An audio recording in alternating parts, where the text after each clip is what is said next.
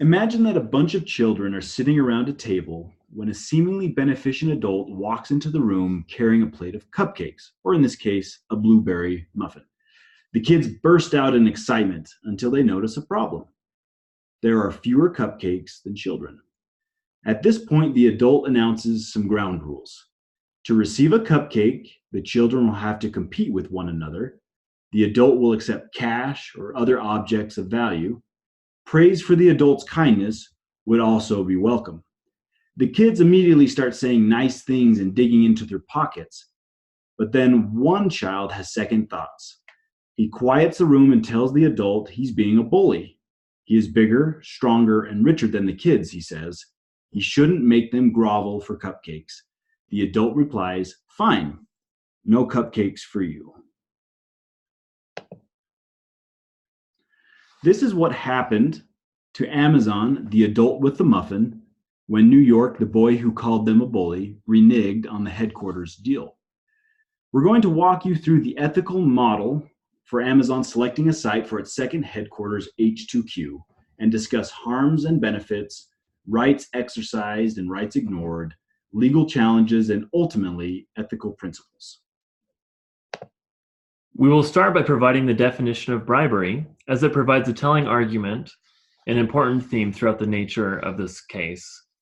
After defining bribery, we'll give an overview to Amazon's process of selecting H2Q with its wish list and the results of its public call for bids. We will then walk through the ethical model to discuss ethical benefits and harms, rights exercised and rights ignored. We'll then state the moral question and discuss legal requirements and ethical duties. And lastly, we'll conclude by making recommendations for addressing some of the moral concerns raised through this review. According to Cornell law, bribery refers to the offering, giving, soliciting, or receiving of any item of value as a means of influencing the actions of an individual holding a public or legal duty.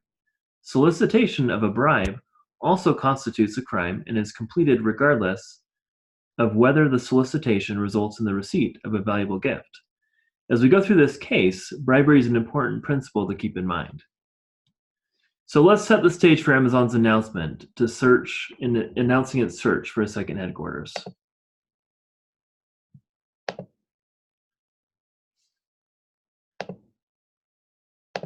Amazon saying Thursday it's looking for another home in North America to host its second headquarters, and it's looking to invest $5 billion and create 50,000 new jobs. The e-commerce giant has already transformed Seattle with its downtown studded with Amazon skyscrapers and buildings as it built a global workforce 380,000 strong. And Amazon CEO Jeff Bezos expects the new headquarters to be a, quote, full equal to its Seattle office. Now cities and states will be vying for Amazon's attention. So what's Amazon looking for? A city of more than 1 million people with an international airport, good education, and mass transit. And yes, tax cuts, subsidies, and other incentives too. Likely contenders include Midwest states where Amazon has many of its warehouses, or even Texas, the base of Whole Foods, which Amazon just bought. Deadlines for proposals, October 19th, and Amazon says it will select the location next year.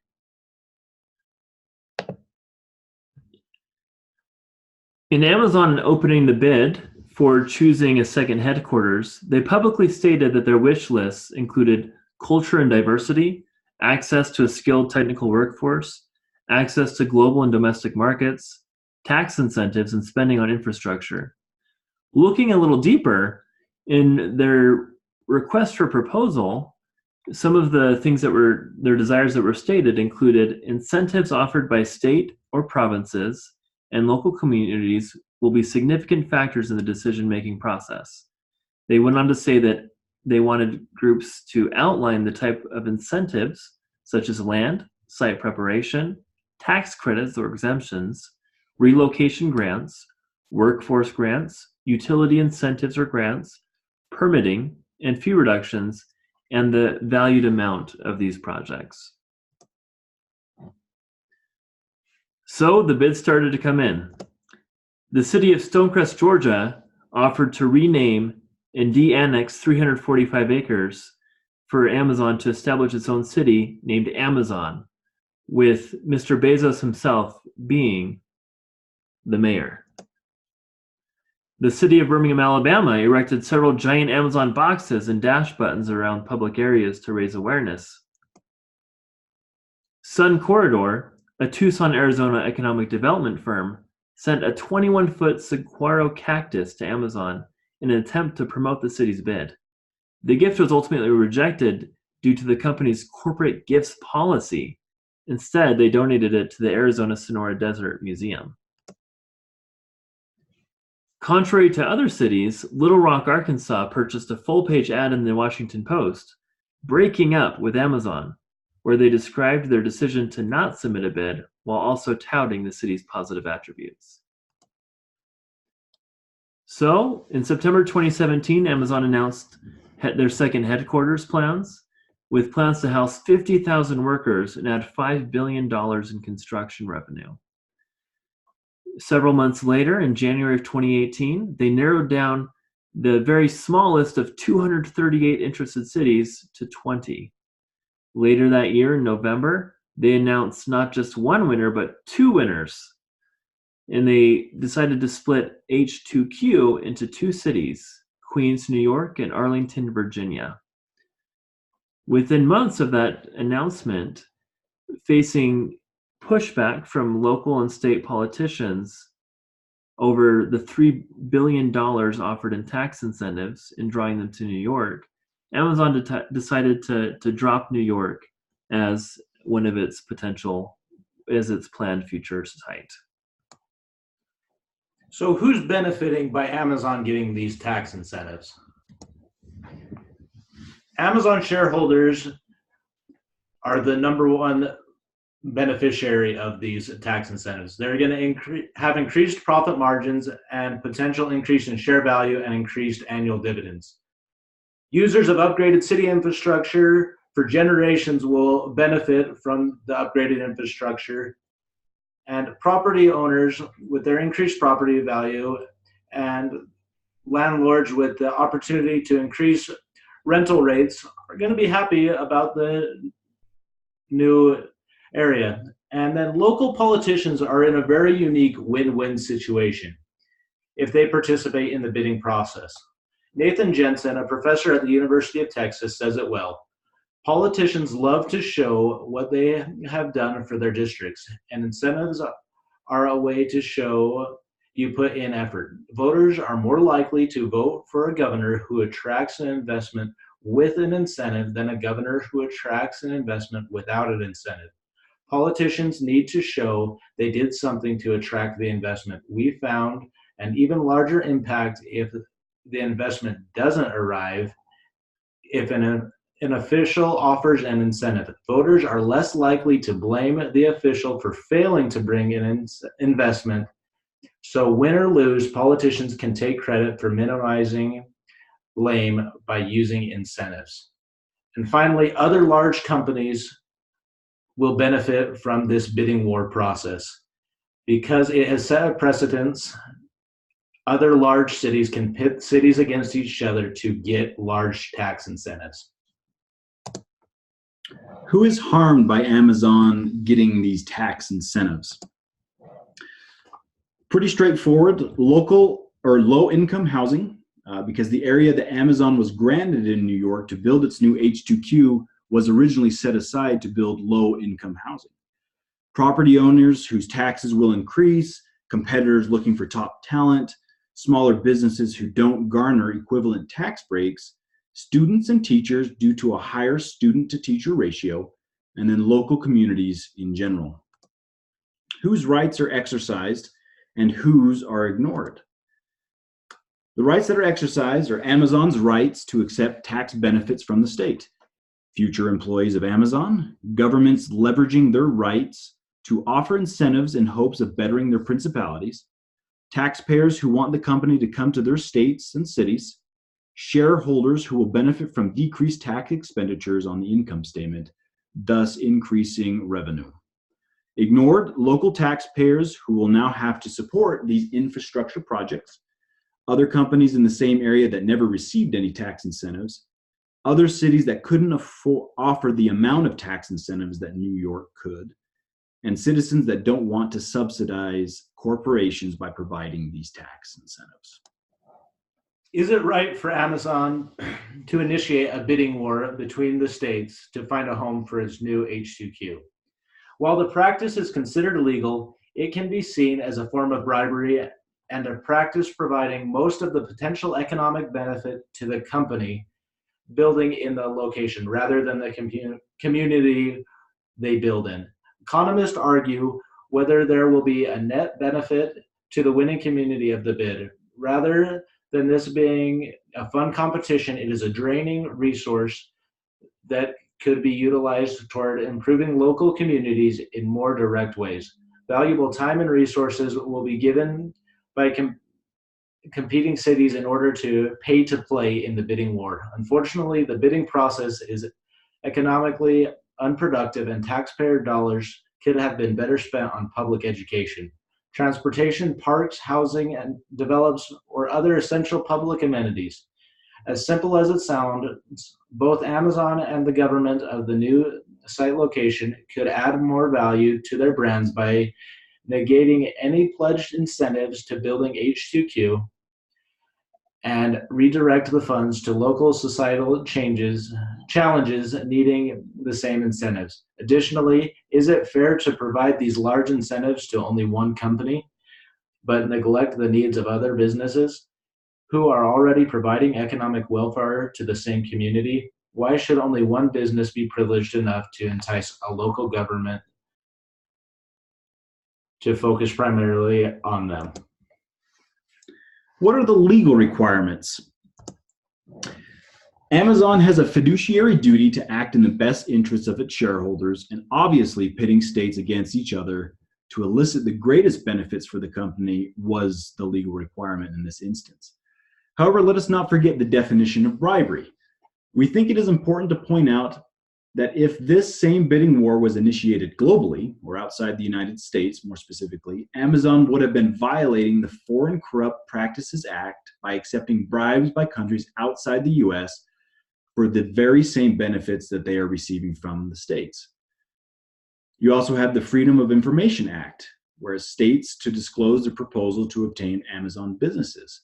For example, in Newark, New Jersey, the lawsuit was successful, where the citizens of Newark were forced the government to release their proposal, which consisted of $7 billion in tax credits and incentives. However, on the opposite side of the coin, in Chicago, the local courts there ruled that the city is allowed to hide city proposals from its citizens, since these proposals are considered negotiations, and negotiations do not need to be disclosed. And then lastly, politicians cannot participate in corrupt practices. Going back to how local politicians have a win-win scenario, this is something that we need to talk about. It says, political corruption means the abuse of political power by the government leaders to extract and accumulate for private enrichment and to use politically corrupt means to maintain their hold on power. So what are the economic benefits and the economic principles at play? According to Amazon, H2Q project would be a $5 billion investment over 10 years and offer 50,000 new jobs to the local economy. It's anticipated that benefits would include new and improved infrastructure, community development plans, increased wages, increases in home pricing, and the utilization of local talents and resources. However, economists say that most of the time, incentives such as this are counterproductive. They're a zero-sum game in which jobs created in one community come at the expense of jobs lost somewhere else. The real winners are companies, which are able to play municipalities against one another so as to be freed of paying taxes other businesses and homeowners do. The result is a race to the bottom, leaving cities with less money to spend on infrastructure improvements and public education. Ultimately, there is a lot of variability when it comes to the perceived economic benefits to a particular location. For example, last year, Wisconsin pledged to pay $3 billion in incentives to an electronics manufacturer, Foxconn, to build a plant in Racine County that the company says will eventually employ 13,000 workers. But according to Wisconsin's own estimates, the cost to taxpayer per job created is $230,000, and the state won't recoup its investment until 2043. On the contrary, another study managed by the Baltimore-based Sage Policy Group found that if Amazon were to build H2Q in Montgomery County, Maryland, it could bring $17 billion in economic benefits for Maryland. The study estimated that the project would provide $7.7 billion in new wages for the state to add to its tax rolls, plus 101,000 new jobs once the company's new headquarters were fully established. New jobs would also add $280 million in additional tax revenue for every year in Montgomery County, while the state would receive $483 million in new tax revenue. Regardless of where Amazon ends up locating H2Q, clearly there is variability when it comes to what the actual economic impact is. Ethical duties. As a group, we felt these ethical models were the best fit for this case, utilitarianism. As we all know, this is the idea of creating the most good for the greatest number. Amazon does not seem to be following this approach, since history has shown these tax benefits are a zero-sum game at best for the cities and states. In addition to being a zero-sum game for these municipalities, Amazon was willing to accept a bid in New York that was going to harm the least among us by replacing thousands of affordable housing units with their own headquarters. Personal virtue. Under this ethical model, the user will only make decisions that they will be truly proud of if the details were made publicly known. While Amazon publicized the bidding war and tried to keep the general idea in the public eye, they tried to hide the details of the deal, showing that they are not truly proud of what is going on. And as such, we're confident that they are not following this model. Self-interest. This model prescribes that the user only makes decisions that are enlightened and in the long-term best interest of the user. We believe that Amazon is following this model.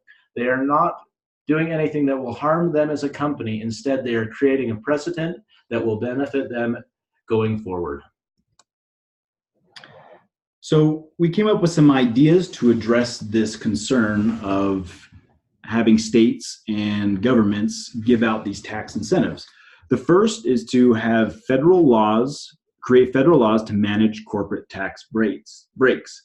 Corporate handouts, as we mentioned, are a zero-sum game, and they will continue to be so as long as individual cities and states carry no collective bargaining power.